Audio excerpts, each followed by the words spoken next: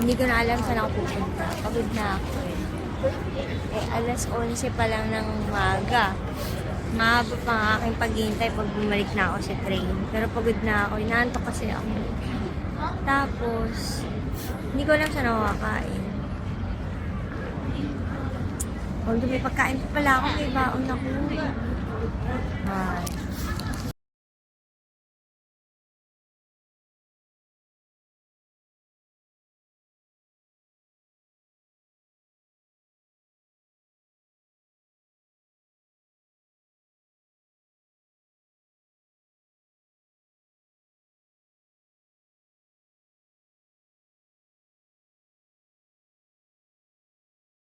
Nakahanap ako ng mauupuan. O, diba? O, eto po. Papainit ako. Ang lamig sobra.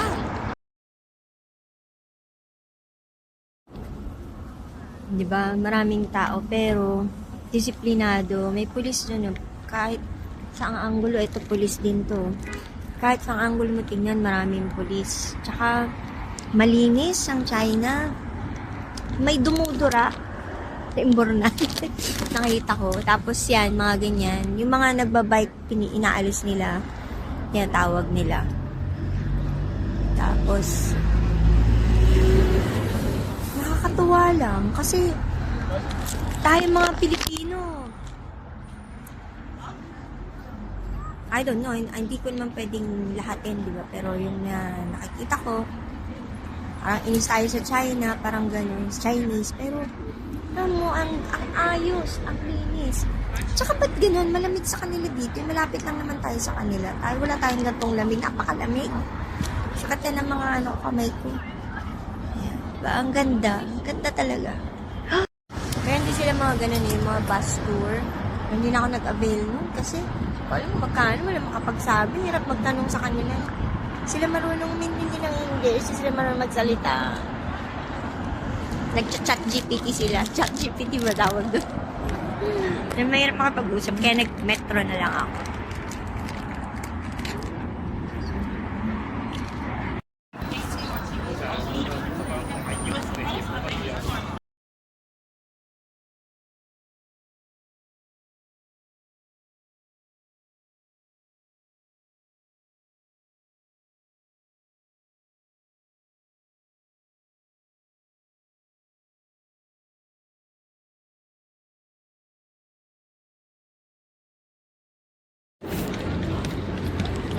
Sobrang lamig na.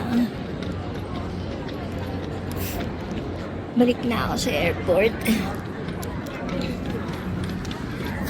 Time check tayo.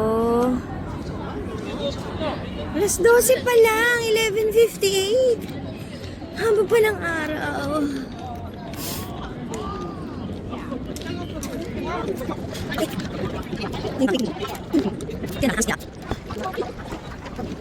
Ay, tingnan natin yung mga yan.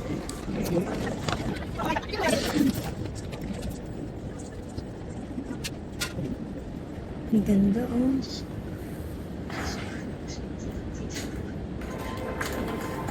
Ano ibig sabihin pala?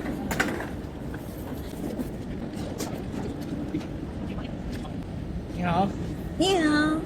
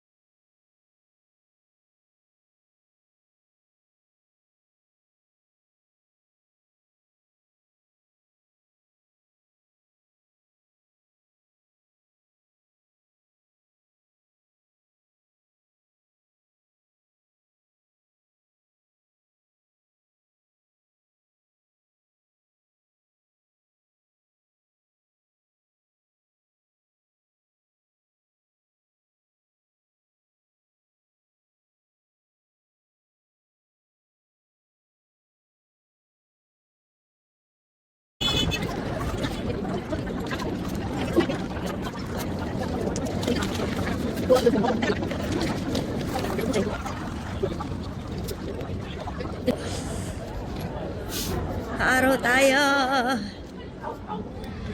Yon.